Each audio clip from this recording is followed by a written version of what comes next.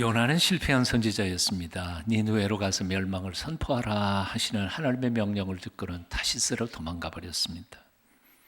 잡아다가 또 전하라 하니까 3일길이나 되는 큰 니느웨 성을 하루만 대충 다니면서 회개를 선포했지만, 그리고 그 성이 망하기를 기다렸지만, 하나님이 그 니느웨 성 사람들이 회개하는 것을 보시고는 멸망시키는 것을 취소하셨습니다. 망하지 않자 요나는 화가 나서 하나님께 따지고 대듭니다. 왜 니느웨를 멸망시키겠다고 말씀하여 놓고는 멸망시키지 않으십니까? 내게는 분명 망한다고 전하라고 말씀하지 않으셨습니까? 내가 그럴 줄 알고 오지 않으려고 했는데 이건 나만 망신당한 거 아닙니까? 망한다 했으면 망해야지요. 왜 하나님이 일구이연하십니까? 왜 하나님이 그렇게 줏대가 없으십니까? 빨리 니느웨 성 망하게 하세요. 요나서를 분명 깊이 묵상하다가 보면 세상에 뭐 이런 선지자도 다 있나 할 만큼 요나는 아주 미숙하고 불순종한 형편없는 함량 미달의 선지자였습니다. 그렇기 때문에 한때는 요나서를 성경에서 빼버린 적도 있었습니다. 하지만 성령의 특별한 간섭을 통해서 요나서는 아직도 성경 속에 살아남아 있으면서 이 작은 책을 통해서 하나님의 특별하신 위로와 축복을 경험하게 하십니다. 오늘부터 2주간 동안 새벽마다 요나서를 통해서 우리에게 향하신 하나님의 특별한 위로와 축복을 경험하게 되시기를 축원합니다. 기도하면서 4장밖에 안 되니까요. 기도하면서 읽어보시고 설교를 들으면서 묵상하실 때 하나님의 특별한 은혜가 함께 하실 줄로 믿습니다. 자, 왜 하나님은 이토록 함량 미달의 선지자를 성경 속에 불순종하는 이야기를 성경 속에 담아 놓으셨을까? 이유는 아주 간단하고도 또 분명합니다. 우리 인생들은 남의 성공보다는 실패를 통해서 위로받는 경향이 있기 때문에 그렇습니다. 조금 이해가 되신 거예요? 남의 성공보다는 남의 실패를 통해서 오히려 우리가 위로를 받는다 그 말입니다. 성자들의 위대한 삶의 이야기를 듣다가 보면 감동은 받습니다. 하지만 힘은 잃어버립니다. 무슨 말인고 하니 사도 바울이니까 그렇게 살고 어거스틴이니까 그렇게 살았지, 손영원 목사님이니까 그렇게 용서하실 수 있었지, 그 엄청난 이야기를 듣다가 보면 에이, 나 같은 거는 시작도 못하겠네, 그리고 포기하게 된다는 것이죠. 다시 말하면 영적 거성의 이야기들은 우리로 하여금 경건 훈련을 시작하게 만드는 것이 아니라 아예 기가 죽어서 일찌감치 포기하게 만든다는 것입니다. 제 얘기가 아니라 리처드 포스터 교수의 훈련의 축제라고 하는 책의 서론에 나오는 이야기입니다. 이렇게 말하면 좀 이해가 쉬울 것 같아요. 여러분, 저는요, 설교의 대가들의 설교를 제가 듣다가 보면 기가 팍 죽어서 설교할 힘이 안 납니다. 못 믿으시네요. 네.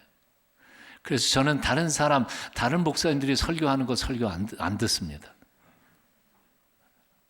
저는 포기할 것 같아서.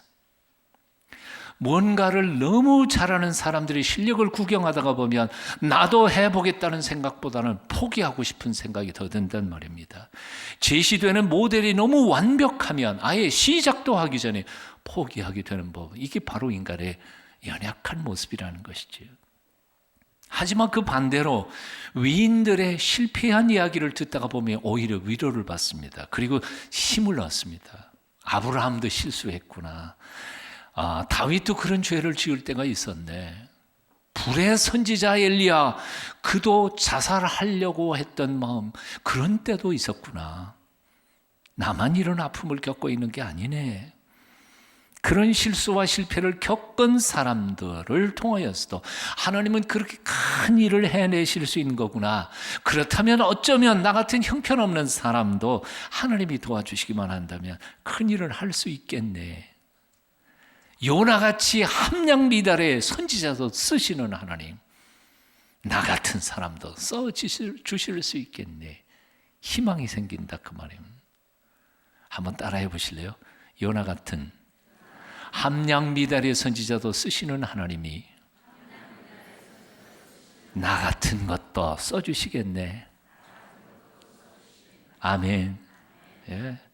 야고보서 5장 17절 이하는 이렇게 말씀합니다. 엘리야도 우리와 성정이 같은 사람이로되 그가 비가 오지 않기를 간절히 기도한즉 3년 6개월 동안 땅에 비가 오지 아니하고 다시 기도하니 하늘이 비를 주고 땅이 열매를 맺었느니라. 엘리야도 우리와 성정이 같은 사람이로되, 엘리야가 무슨 특별한 기도의 능력을 가지고 태어난 사람이 아니었다는 말입니다. 우리와 똑같은 인간의 본성을 가지고 살았던 연약한 존재였다는 겁니다. 밥 못 먹으면 배고프고요, 너무 피곤하면 잠을 자야 하고 쉬어야 하는 연약한 존재였다는 것이지요. 갈멜산에서 850대 1의 대승을 거두었습니다. 그리고는 확신했습니다. 이제 이 나라는 완전히 뒤집어져 새로운 나라가 되겠구나. 하지만 그렇지 않았습니다. 이세벨, 그의 학정은 여전히 계속됐고 하나님의 화를 믿는 하나님의 종들은 붙잡혀서 죽어가고 있었습니다.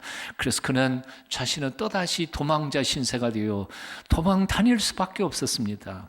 쫓겨다니다가 보니까 이젠 정말 지긋지긋하고 힘들었습니다. 낙심이 됩니다. 나라까지 절망하며 하나님 앞에 이렇게 울부짖습니다. 하나님, 이제 족합니다. 그냥 죽여주세요. 더 이상 참고 견디기가 힘듭니다. 오늘 내 영혼을 취하옵소서. 성경이 나오는 얘기. 불의 선지자 엘리야도 그렇게 연약할 때가 있었다는 겁니다. 우리하고 똑같은 연약한 존재입니다. 하지만 그런 사람이 오직 하나님의 신실하심을 믿고 하나님 앞에 기도할 때 3년 6개월 동안 비가 안 오고 다시 기도하니까 마른 하늘에서 비가 쏟아지더라는 것이죠. 이 얘기의 뜻은 뭡니까? 하나님의 기적이란 특별한 사람들을 통해서 나타나는 게 아니라는 거예요. 꼭 모세와 엘리야를 통해서만 나타나는 게 아니라는 거예요. 보통 사람들이라 할지라도 하나님의 신실하심을 믿고 그 앞에 나아가 간절히 기도할 때 하나님은 언제나 그 기도를 들어 당신의 기적을 보여주시는 분이시라는 사실이죠. 믿으세요. 다른 말로 하면 하나님은 아주 특별한 사람만을 들어 쓰시는 분이 아니라 허물 많고 실수투성이의 보통 사람들을 통하여 당신의 사역을 이루어 가고 계신다는 겁니다. 창세기에 나오는 믿음의 조상들을 한번 살펴보십시오. 믿음의 조상 아브라함 포함해서 모두 완전 무결한 사람들은 결코 아니었습니다. 아브라함도 실수투성이의 사람, 보통 사람이었습니다. 그의 아들 이삭도 아버지의 실수를 답습하면서 따라가던 비겁한 사람이었습니다. 물론 그들에게 장점도 있었습니다. 그러나 완전하지 않았다는 겁니다. 선자인 야곱은 사기꾼이었습니다. 생존을 위해서라면 무슨 짓이라도 다 할 수 있었던, 어떤 측면에서는 굉장히 비열한 인간이었습니다. 이스라엘을 구원해내는데 큰 역할을 감당했던 모세는 사실은 살인자였습니다. 하나님이 내 마음에 촉한 사람이라 말했던 다윗은 충성스러운 부하의 아내를 겁탈한 사람이었습니다. 흠이 없고 완전해서 하나님이 그들을 사용한 게 아니라는 겁니다. 하나님은 완전 무결한 사람을 쓰시는 분이 아니라 부족하고 허물 많은 사람들을 들어 쓰시는 전능하신 사랑의 아버지이십니다. 다시 이렇게 말씀드립니다.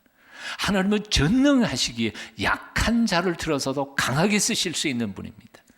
하나님은 사랑이 풍성하신 분이시기에 흠이 있고 실수투성이한 사람이라 할지라도 내치고 버리지 아니하시는 분이시란 말이에요. 그래서 사도 바울은 고린도 교회 성도들을 바라보면서 이렇게 편지를 썼습니다. 형제들아, 너희를 부르심을 보라. 육체를 따라 지혜로운 자가 많지 아니하며 능한 자가 많지 아니하며 문벌 좋은 자가 많지 아니하도다. 그러나 하나님께서 세상에 미련한 것들을 택하사 지혜 있는 자들을 부끄럽게 하려 하시고 세상에 약한 것들을 택하사 강한 것들을 부끄럽게 하려 하시고 세상에 천한 것들과 멸시받는 것들과 없는 것들을 택하사 있는 것들을 피하려 하시나니. 사실 예수 믿는 사람들 가만히 보면 밖에 있는 사람들보다 뭐 그렇게 특별하고 뛰어난 사람들 그 몇 명 안 돼요. 기분 나쁘신가 보네요. 사랑하는 여러분, 자신의 연약한 것에 대하여 낙심하지 않기를 바랍니다. 실수와 약점이 많은 것에 대하여 절망하지도 마시기를 바랍니다. 지난날 한두 번 실패했다고 주눅들지도 마십시오. 하나님은 전능하셔서 무능한 자를 유능하게 사용하실 수 있는 분이심을 믿으십시오. 하나님은 사랑이 너무 풍성하셔서 허물 많은 자도 내쫓지 않으시고 귀하게 쓰실 수 있는 사랑의 아버지이심을 믿으십시오.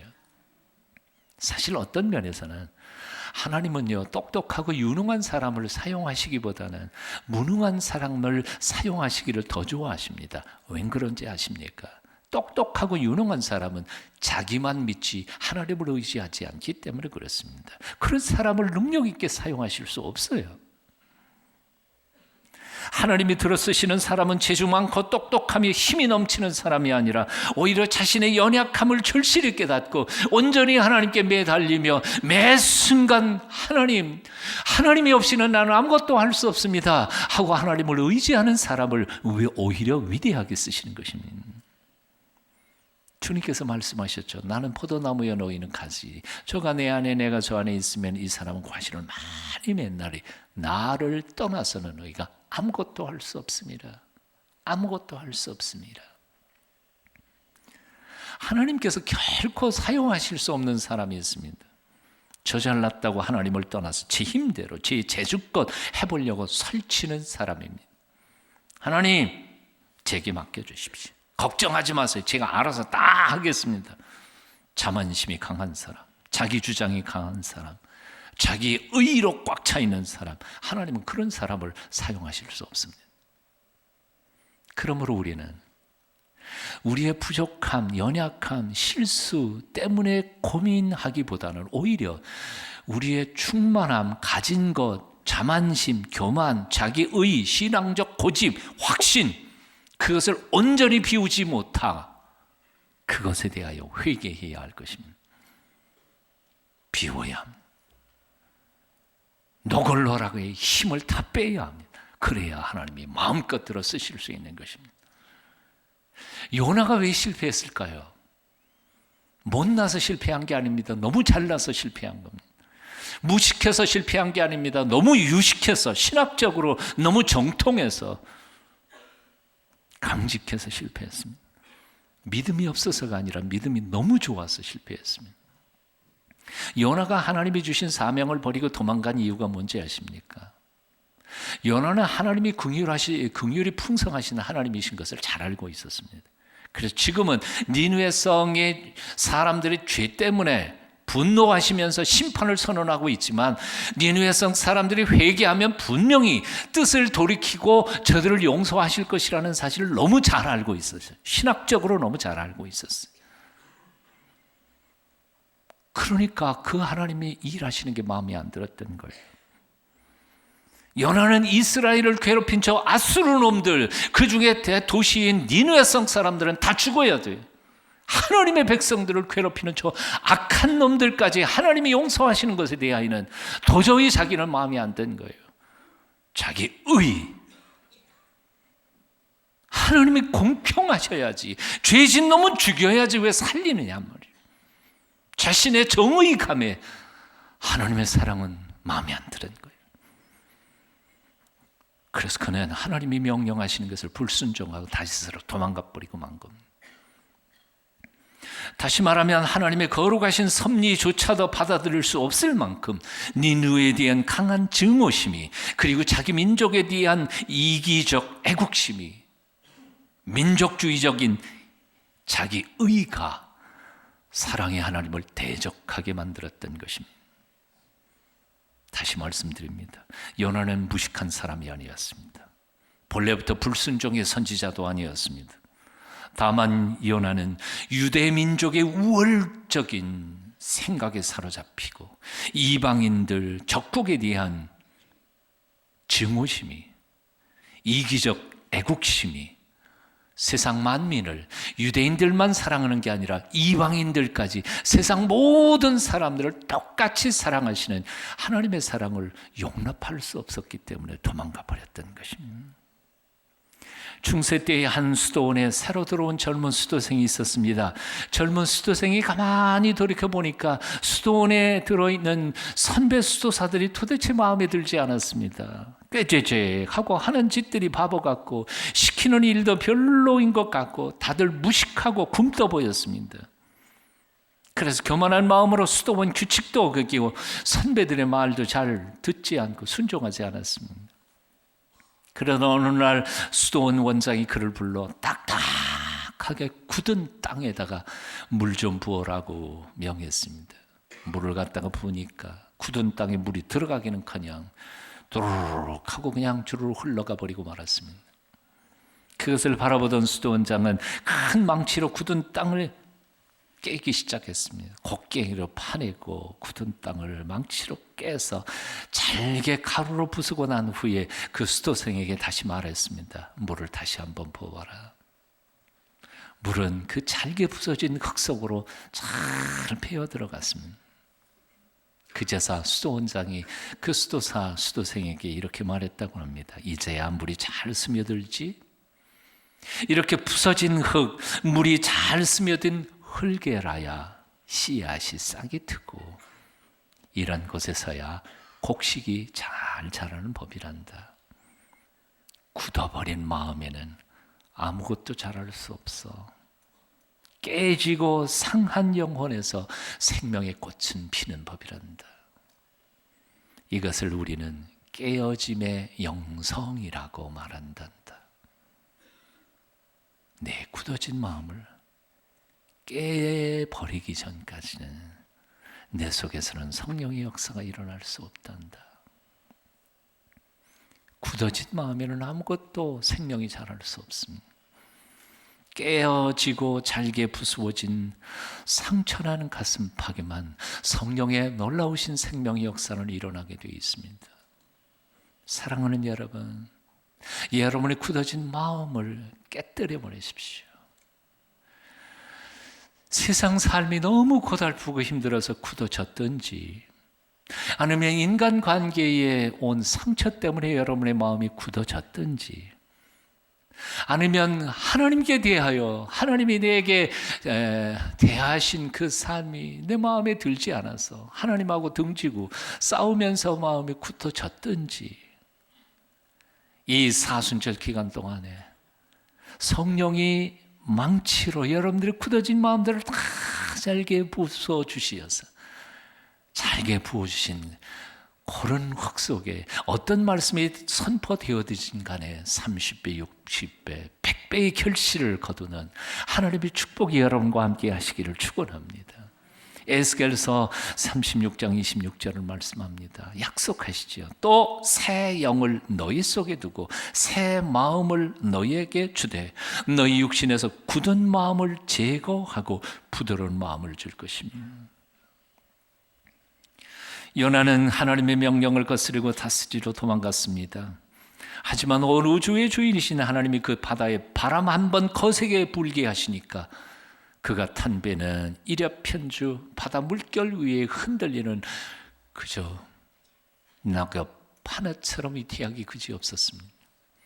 배에 탔던 수많은 사람들이 죽음 앞에서 아우성치고 있는 그 순간에 그 원인 제공자였던 요나는 배 밑창에서 태평스럽게 잠만 쿨쿨 자고 있었습니다. 그를 수색해서 찾아낸 선장이 요나를 향하여 이렇게 말합니다. 자는 자야 어찌하면야 일어나서 내 하나님께 구하라. 혹시 하나님이 우리를 생각하사 망하지 아니하게 하시리라. 요즘 오늘날 우리 사회는 거센 풍랑이 일고 있습니다. 사이코패스가 요즘에는 소시오패스라는 것도 있습니다. 왜 이렇게 많이 나타나기 시작했는지요? 안전사고는 왜 이렇게 많이 생기는지요? 범죄율은 기하급수적으로 높아지고 정신질환자들의 숫자는 지난 10년 사이에 6배요. 증가했다고 합니다. 아이들은커녕 어른들도 이제는 이 땅에서 안전하게 살아간다는 것이 두려울 만큼 힘든 세상이 되어버리고 말았습니다. 한일 관계, 남북 관계, 경제 위기 어느 것 하나 쉽게 풀릴 기미가 보이지 않습니다. 그 모든 것보다 더 두려운 것은 가치관의 혼란으로 사회적, 도덕적, 윤리적, 범민족적 풍랑이 우리의 삶의 근거지조차 뒤집어 놓고 있는 상황입니다. 도대체 내일 어떤 세상이 우리에게 다가올지 아무도 짐작하지 못하고 있습니다. 그런데에도 가장 큰 원인 제공자인 그리스도인들, 그리고 유일한 희망인 그리스도인들, 뱀이창에서 쿨쿨 잠만 자고 있습니다. 그래서 세상 사람들이 오히려 외치고 있습니다. 야, 어찌 잠만 자느냐? 너희 하나님 앞에 기도 한번 해봐라. 그러면 우리가 살 수 있지 않을까?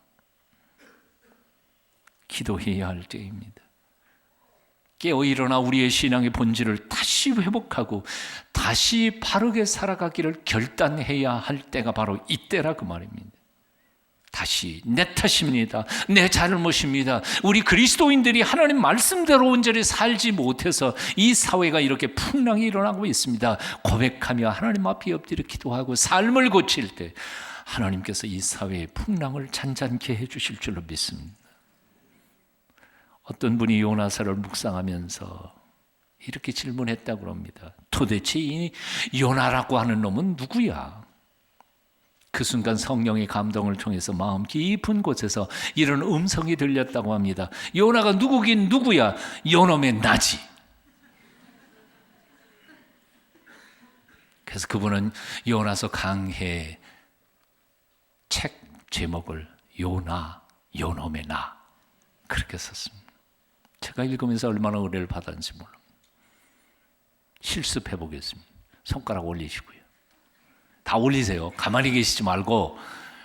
안 하면 재미없어요. 잠만 자고. 요나, 요나, 요놈의 나. 요나는 요놈의 나예요. 수천 년 전 하나님이 주신 사명을 버리고 다시 쓰러 도망가던 요나 모습 속에서 나를 발견해야 한다는 것입니다. 풍랑이 일어 모두 아우성인데 뱀이청에서 태평스럽게 잠만 자는 요나의 모습 속에서 나의 게으름을 돌아보아야 한다는 것입니다. 저 미운 원수놈들을 멸하시지 않으시는 하나님께 항의하면서 자기 의에 가득 찼던 그 요나 속에서 오늘의 나의 이기적인 모습을 발견해야 한다는 것입니다. 하나님의 뜻이 이루어지기를 원하기보다는 내 뜻 이루어 달라고 하나님 앞에 강요하고 부르시는 내 욕심에 가득 찬 나를 찾아야 한다는 겁니다. 니느웨 성 12만 명의 영혼도 사랑하시는 하나님의 사랑의 마음을 알기보다는 내 자존심 하나 지키기 위해 그 12만 명 죽여야 한다고, 망해야 한다고 소리치는 극단적인 이기주의자 요나 속에서 오늘도 나만을 위해 하나님을 독점하려고 하는 이기적인 내 모습을 찾아야 한다는 겁니다. 그리고 동시에 함량미달의 선지자를 포기하지 않으시고 그를 다시 불러 사명을 주시는 사랑의 하나님, 불평투성이고 감히 하나님께 자살을 이야기하며 위협하면서 대들기까지 했던 요나에게도 마치 친정엄마처럼 위로하고 차근차근히 그렇게 해야 할 이유를 설명하시는 그 사랑의 하나님을 이번 사순절 기간 동안에 만나야 할 것입니다. 그런 풍성한 사랑의 하나님을 만나실 수 있게 되기를 축원합니다. 그리할 때 그분께서 우리의 인생의 풍랑을 잔잔케 해주시는 은혜를 베풀어 주실 것입니다. 악한 니느웨 성 사람들도 회개하니까 용서해 주셨던 하나님 아니십니까? 하물며 당신의 백성들이 회개하고 바로 서려고 몸부림칠 때 왜 은총을 베푸지 않으시겠습니까? 내 이름으로 일컫는 내 백성이 그들의 악한 길에서 떠나 스스로 낮추고 기도하여 내 얼굴을 찾으면 내가 하늘에서 듣고 그들의 죄를 사하고 그들의 땅을 고칠지라. 그들의 땅을 고칠지라. 기도하겠습니다.